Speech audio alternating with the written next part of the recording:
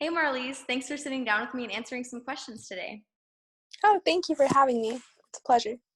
For sure. Well, let's get started. I'd love to hear about your work leading environmental action in your community, like how you got involved and how your experience has grown over time.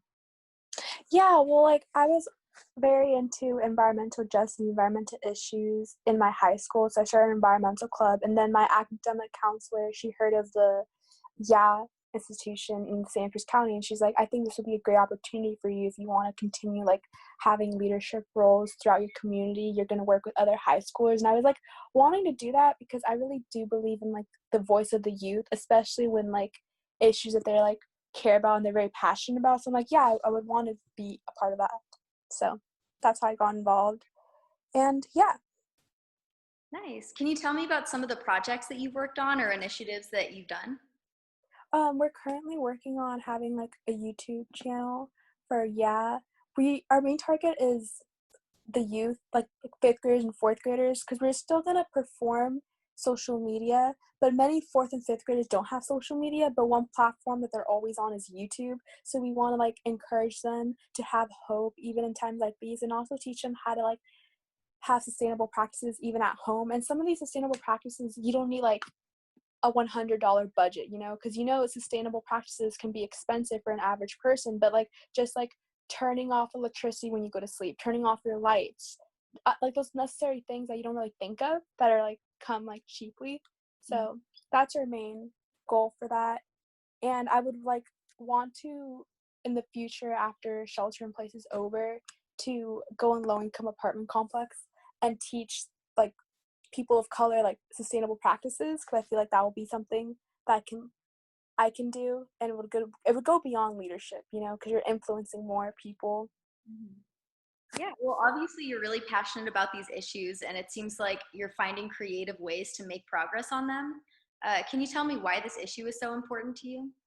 This issue is important to me because many people my age, we're seeing it, and it's all over. We have the information on the tips of our fingertips, so it's something that we can't ignore. And it's interesting how this all ties into politics, even though you wouldn't really think it will tie into politics. And we're seeing our political climate and the choices, and it's really up to us if we want to continue to live this way or if we actually want to make a change for the future generations to come. So I think this is why this is a chance for us to do something. It's a chance for us to take action. Mhm. Yeah, and it seems like young people are really mobilizing, and like you said, they're taking the lead on this issue. What advice would you give to adults based on your environmental leadership experiences, trying to get them guidance?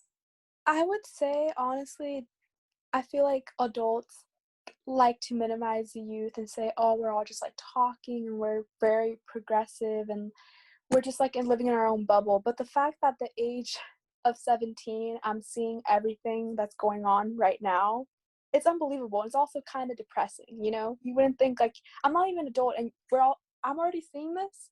And I just wish the adults can trust us and believe in us and just give us those resources and connection to get organized and to pursue these things that we want to do.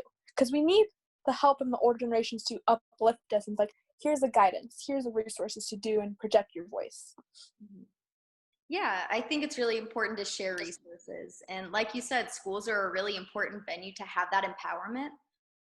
So, what role do you think education plays in shaping young people to become leaders on climate and social issues?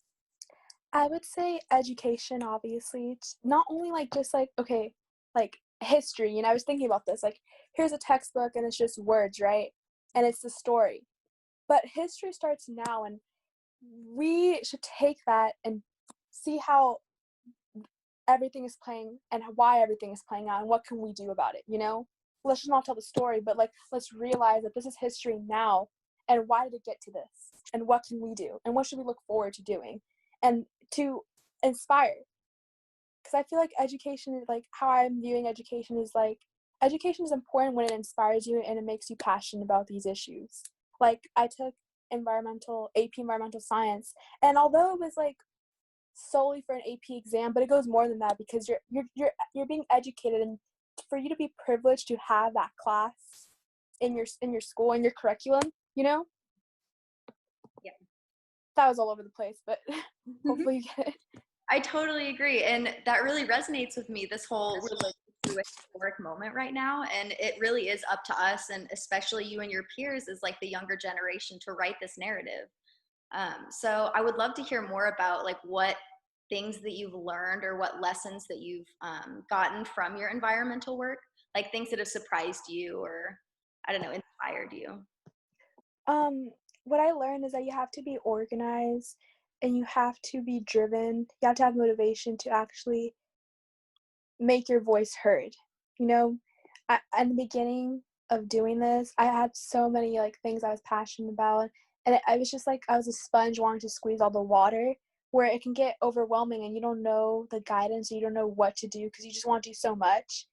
But you know that you can only do like the reality is you need people, you need connections, you need resources, and you also need to be organized in what you want to take action.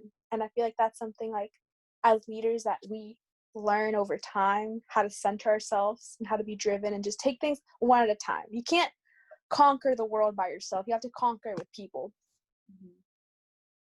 Yeah, that I've heard a phrase, and it's like not everybody can do, or nobody can do everything, but everybody can do something. And so it's so easy to feel burnout because there are all these high level issues that you want to make progress on. But like you said, it's important to like focus on one thing and then to make real change. Yeah, And totally. something that you said earlier, it's you have to like make your voice heard.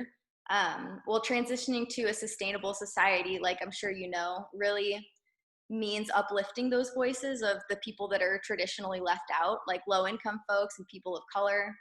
What are your thoughts on making the environmental movement more equitable and inclusive for everyone? Um, I think in order to make it more inclusive, one needs to recognize the privilege one has and recognize, okay, like, this must be our priority. To even think that I'm gonna think about sustainable practices, that's a privilege to think about. Because many like the low income households, you know, due to their circumstances, that's not their main priority. And we need to take that into consideration and not judge them for it because at the end of the day, those are their shoes that they're walking with every day. We have our own shoes, we have our own circumstances. And if we want to be inclusive, we need to take it slowly and be like, okay, you can't change your whole lifestyle. We're not telling you to change your whole lifestyle. We're not telling you to be vegan or do X, Y, and Z, but let me just educate you on this.